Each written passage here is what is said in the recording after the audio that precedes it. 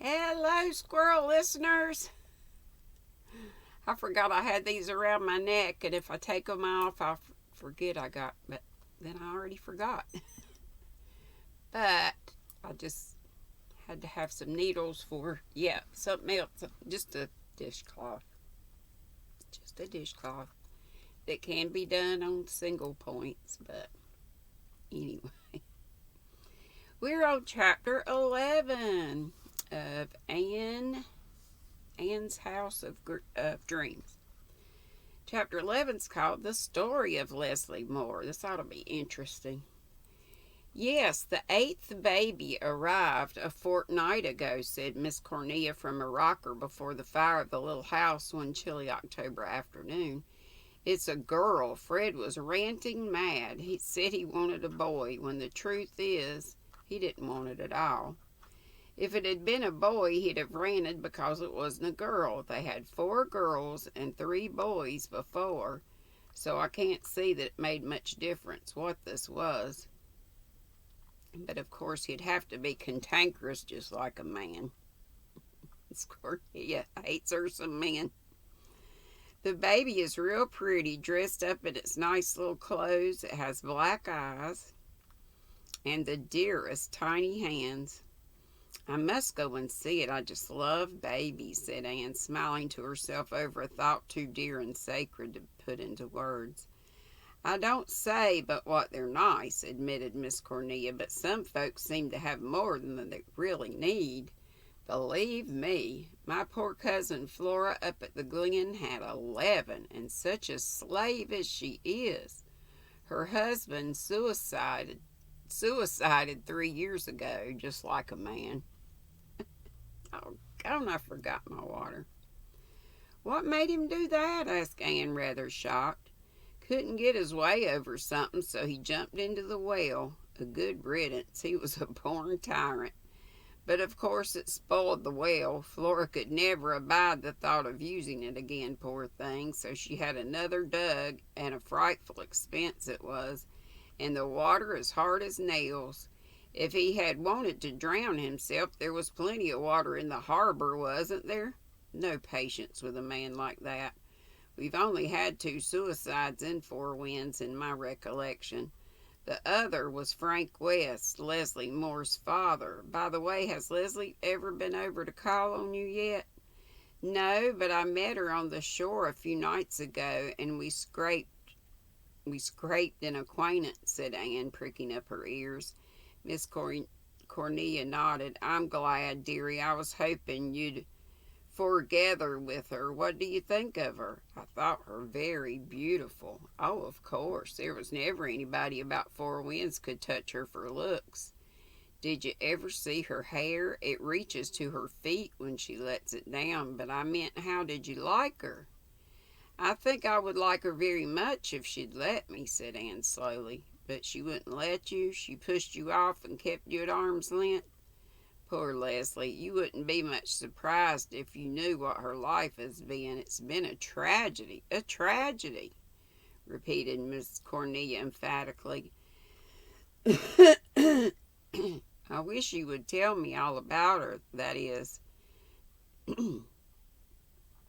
if you can do so without betraying any confidence. Lord dearie, everybody in Four Winds knows poor Leslie's story. It's no secret, the outside, that is. Nobody knows the inside but Leslie herself, and she doesn't take folks into her confidence. I'm about the best friend she has on earth, I reckon, and she's never uttered a word of complaint to me. Have you ever seen Dick Moore? No. Well, I may as well begin at the beginning and tell you straight through so you'll understand it. As I said, Leslie's father was Frank West. He was clever and shiftless, just like a man. Oh, and he had a heap of brains, but much good they did him. He started to go to college, and he went for 2 years, and then his health broke down. The West were all inclined to be consumptive, so Frank came home and started farming. He married Rose Elliott from over harbor. Rose was Beck and the beauty of Four Winds. Leslie takes her looks from her mother. but she has 10 times the spirit and go that Rose had, and a far better figure. Now you know, Ann, I always take the ground that us women ought to stand by each other.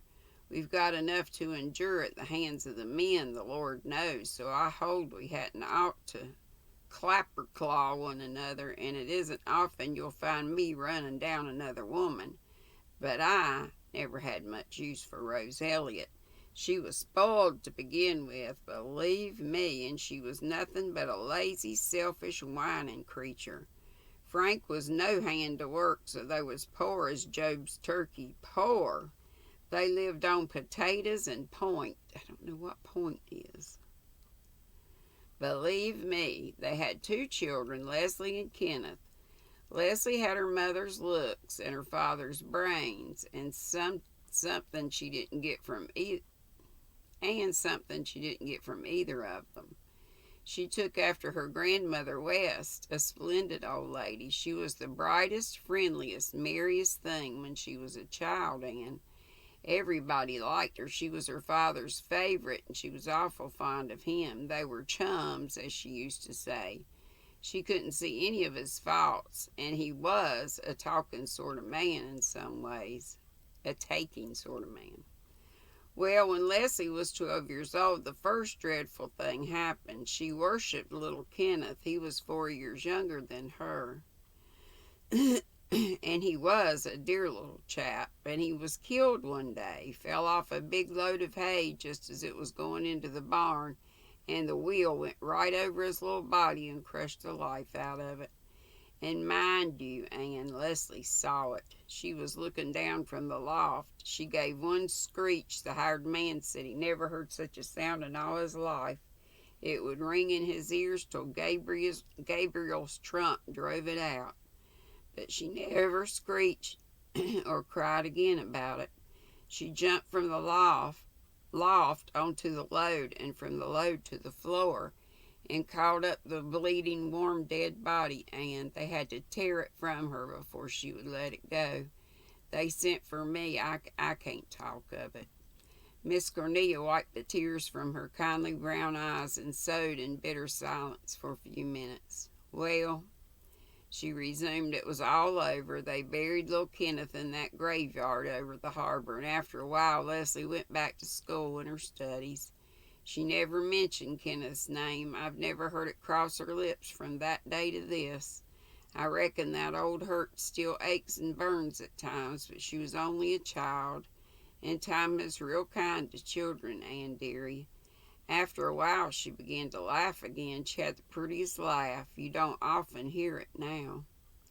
I heard it once the other night, said Ann. It is a beautiful laugh. Frank West began to go down after Kenneth's death. He wasn't strong, and it was a shock to him because he was real fond of the child, though, as I've said, Leslie was his favorite. He got mopey and melancholy and couldn't or wouldn't work, and one day, when Leslie was 14 years of age, he hanged himself, and in the parlor too, mind you, Ann, right in the middle of the parlor from the lamp hook in the ceiling. Wasn't that like a man? It was the anniversary of his wedding day, too. Nice, tasty time to pick for it, wasn't it? And of course that poor Leslie had to be the one to find him.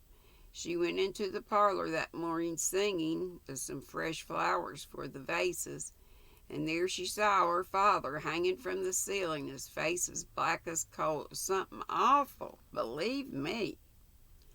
Oh, how horrible, said Ann, shuddering. The poor, poor child. Leslie didn't cry at her father's funeral any more than she had cried at Kenneth's. Rose whooped and howled for 2, however, and Leslie had all she could do trying to calm and comfort her mother. I was disgusted with Rose, and so was everyone else, but Leslie never got out of patience. She loved her mother. Leslie is clannish. Her own could never do wrong in her eyes.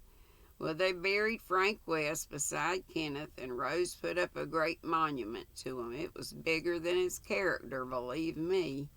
Anyhow, it was bigger than Rose could afford for the farm. was mortgaged for more than its value, but not long after Leslie's old grandmother West died, and she left Leslie a little money, enough to give her a year at Queen's Academy. Leslie had made up her mind to pass for a teacher if she could, and then earn enough to put herself through Redmond College. That had been her father's pet scheme. He wanted her to have what he lost. Leslie was full of ambition, and her head was chock full of brains. She went to Queen's, and she took 2 years' work in 1 year and got her first, and when she came home she got the Glen School. She was so happy and hopeful and full of life and eagerness. When I think of what she was then and what she is now, I say, drat the men. Miss Cornelia snipped her thread off as viciously as if Nero-like she was severing the neck of mankind by the stroke. Dick Moore came into her life that summer. His father, Abner Moore, kept store at the Glen, but Dick had a seagoing streak in him from his mother. He used to sail in summer and clerk in his father's store in winter. He was a big, handsome fella with a little ugly soul. He was always wanting something till he got it, and then he stopped wanting it, just like a man. Oh, he didn't growl at the weather when it was fine, and he was mostly real pleasant and agreeable when everything went right. But he drank a good deal, and there were some nasty stories told of him and a girl down at the fishing village. He wasn't fit for Leslie to wipe her feet on, that's the long and short of it. And he was a Methodist. But he was clean mad about her because of her good looks in the first place, and because she wouldn't have anything to say to him in the second. He vowed he'd have her, and he got her. How did he bring it about? Oh, it was an iniquitous thing. I'll never forgive Rose West. You see, dearie, Abner Moore held the mortgage on the West farm, and the interest was overdue some years, and Dick just went and told Mrs. West that if Leslie wouldn't marry him, he'd get his father to foreclose the mortgage. Rose carried on terrible, fainted and wept and pleaded with Leslie not to let her be turned out of her home. She said it would break her heart to leave the home she'd come to as a bride. I wouldn't have blamed her for feeling dreadful bad over it, but you wouldn't have thought she'd be so selfish as to sacrifice her own flesh and blood because of it, would you? Well, she was. And Leslie gave in. She loved her mother so much she would have done anything to save her pain. She married Dick Moore. None of us knew why at the time. It wasn't till long afterward that I found out how her mother had worried her into it. I was sure there was something wrong, though, because I knew how she had snubbed him time and time again, and it wasn't like Leslie to turn face about like that, because I knew that Dick Moore wasn't the kind of man Leslie could ever fancy, in spite of his good looks and dashing ways. Of course, there was no wedding, but Rose asked me to go and see them married. I went. But I was sorry I did. I'd seen Leslie's face at her brother's funeral and at her father's funeral. Now it seemed to me I was seeing it at her own funeral. But Rose was smiling as a basket of chips, believe me. Leslie and Dick settled down on the West place. Rose couldn't bear to part with her dear daughter and lived there for the winter. In the spring, Rose took pneumonia and died a year too late. Leslie was heartbroken enough over it. Isn't it terrible the way some unworthy folks are loved, while others that deserve it far more, you'd think, never get much affection? As for Dick, he'd had enough of quiet married life, just like a man. He was up and off. He went over to Nova Scotia to visit his relations. His father had come from Nova Scotia, and he wrote back to Leslie that his cousin George Moore was going on a voyage to Havana, and he was going too. The name of the vessel was the Four Sisters, and they were to be gone about 9 weeks. It must have been a relief to Leslie, but she never said anything. From the day of her marriage, she was just what she is now, cold and proud and keeping everyone but me at distance. I won't be kept at distance. Believe me, I just stuck to Leslie as close as I knew how, in spite of everything. She told me you were the best friend she had, said Anne. Did she? Exclaimed Miss Cornelia delightedly. Well, I'm real thankful to hear it. Sometimes I've wondered if she really did want me around at all. She never let me think so. You must have thought her out more than you think, or she wouldn't have said that much. She wouldn't have said that much itself to you. Oh, that poor heartbroken girl. I never see Dick more, but I want to run a knife clean through him. Miss Cornelia wiped her eyes again, and having relieved her feelings by her bloodthirsty wish, took up her tale. Well, Leslie was left over there alone. Dick had put in the crop before he went, and old Abner looked after it. The summer went by, and the four sisters didn't come back. The Nova Scotia Moors investigated and found she'd got to Havana, discharged her cargo, took on another, and left for home, and that was all they ever found out about her. By degrees, people began to talk of Dick Moore as one that was dead. Almost everyone believed that he was, though no one felt certain, for men have turned up here at the harbor after they've been gone for years. Leslie never thought he was dead, and she was right, 1,000 pities, too. The next summer, Captain Jim was in Havana. That was before he gave up the sea, of course. He thought he'd poke around a bit. Captain Jim was always meddlesome, just like a man. He went into inquiring round among the sailors' boarding houses and places like that to see if he could find out anything about the crew of the Four Sisters. He'd better have let sleeping dogs lie, in my opinion. Well, he went to one of the out-of-the-way places, and there he found a man he knew at first sight was Dick Moore, though he had a big beard. Captain Jim got it shaved off, and there was no doubt Dick Moore it was, his body at least. His mind wasn't there. As for his soul, in my opinion, he never had one. What happened to him? Nobody knows the rights of it. All the folks who kept the boarding house could tell was that about a year before they had found him lying on their doorstep one morning in an awful condition, his head battered to a jelly almost. They supposed he'd got hurt in some drunken row, and likely that's the truth of it. They took him in, never thinking he could live, but he did. And he was just like a child when he got well. He hadn't memory or intellect or reason. They tried to find out who he was, but they never could. He couldn't even tell them his name. He could only say a few simple sentences. He had a letter on him beginning, Dear Dick, and signed Leslie, but there was no address on it, and the envelope was gone. They would let him stay on. He learned to do a few odd jobs about the place. And there Captain Jim found him. He brought him home. I've always said it was a bad day's work, though. I suppose there was nothing else he could do. He thought maybe when Dick got home and saw his old surroundings and familiar faces, his memory would wake up, but it hadn't any effect. There he's been at that house up the brook ever since. He's like a child, no more, no less. Takes fractious spells occasionally, but mostly he's just vacant and good-humored and harmless. He's apt to run away if he isn't watched. That's the burden Leslie has had to carry for 11 years, and all alone. Old Abner Moore died soon after Dick was brought home, and it was found he was almost bankrupt. When things were settled up, there was nothing for Leslie and Dick but the Old West farm. Leslie rented it to John Ward, and the rent is all she has to live on.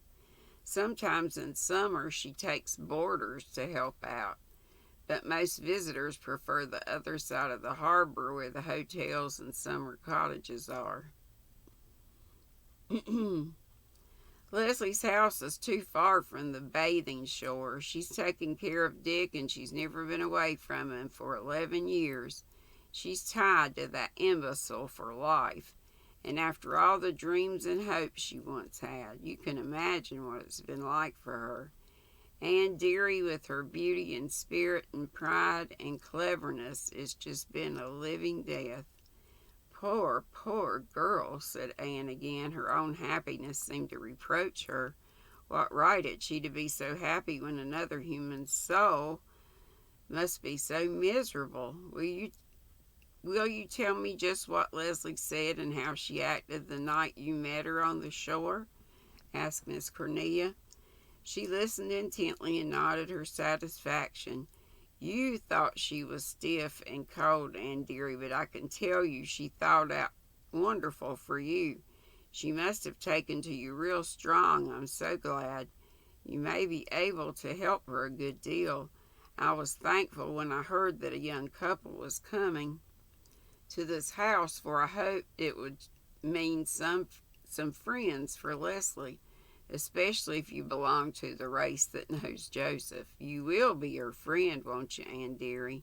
Indeed I will, if she'll let me, said Anne with all her own sweet, impulsive earnestness. No, you must be her friend, whether she'll let you or not, said Miss Cornelia resolutely. Don't you mind if she's stiff by times. Don't notice it. Remember what her life has been and is, and you must always be, I suppose, for creatures like Dick Moore live forever, I understand. You should see how fat he's got since he come home. He used to be lean enough. Just make her be friends. You can do it. You're one of those who have the knack, only you mustn't be sensitive, and don't mind if she doesn't seem to want you to go over there much. She knows that some women don't like to be where Dick is. They complain he gives them the creeps. Just get her to come over here as often as she can. She can't get away so very much. She can't leave Dick long, for the Lord knows what he'd do, burn the house down most likely. At nights after he's in bed and asleep is about the only time she's free.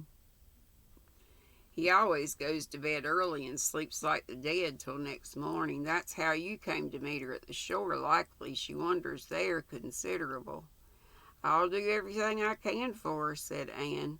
Her interest in Leslie Moore, which had been vivid ever since she'd seen her driving her geese down the hill, was intensified 1,000-fold by Miss Cornelia's narration.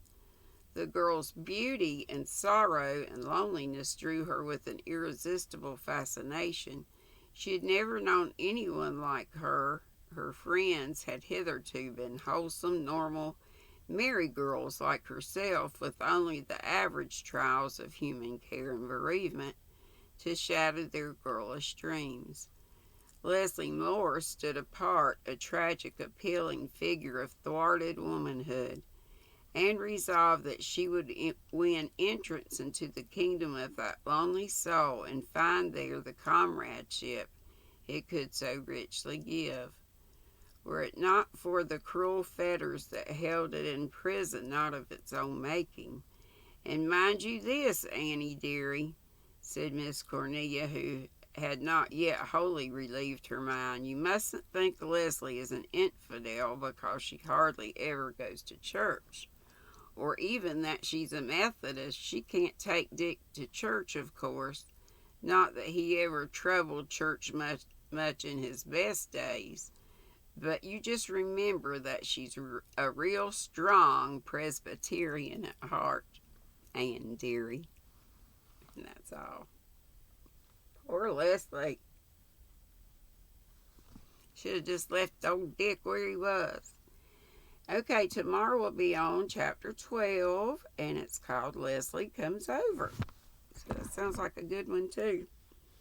Well, today's my off day. Tuesdays and Thursdays I'm not on, so it's a pitiful day, weather-wise. Rain, rain, rain. Just went out to check the mail at the post office. Lonesome little box. But I'm expecting my darn good yarn today at the mailbox here, so I reckon I'll swim to the mailbox this afternoon when it comes. Anyway, I'll see you in somebody's chat somewhere. I just barely got to Ginger's this morning because I overslept. Because I go to bed so late at night. Because I sleep all day long, falling asleep, trying to do this. Almost done with Tracy's scarf, and I hope I'll get the rest of the fringe on Madonna's. Ugh. Then I got something to do for Christy Cook. Not Christy Cook. Hooked Up. Oh, shoot. What's Christy from Hook Me Up. Hook Me Up with Christy, yeah. I'm going to do her a little something. And I need to do a bunch of stuff for Kim. I'll have to just start Affordably Crafty. Because she helped me so much. Anyway, yada, yada, yada. Y'all have a blessed day. Hope you get lots of crocheting, knitting, whatever you're spinning, whatever your craft is. And I'll see you later. Be sweet. Don't be ugly. Bye-bye.